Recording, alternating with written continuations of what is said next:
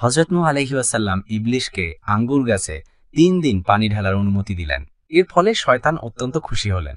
ইবলিস নূহ আলাইহিস সালামকে বলল যে সে তার ব্যবহারে খুব সন্তুষ্ট হয়েছে।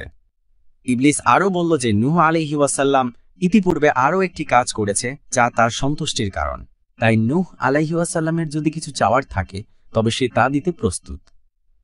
তখন হযরত নূহ আলাইহিস সালাম বললেন যে তার ইবলিসের কাছে চাওয়ার কিছু নেই।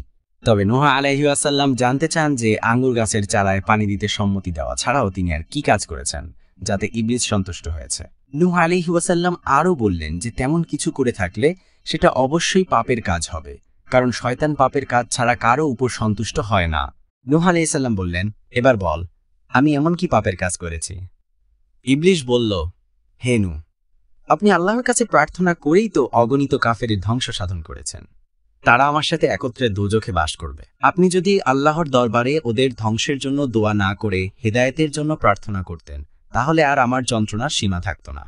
ওটা আমার দারুণ অসন্তুষ্টির কারণ হতো। হযরত নূহ আলাইহিস সালাম ইবলিসের কথা শুনে নিজের ত্রুটি উপলব্ধি করলেন এবং অত্যন্ত লজ্জিত হয়ে আল্লাহর কাছে ক্ষমা প্রার্থনা করলেন।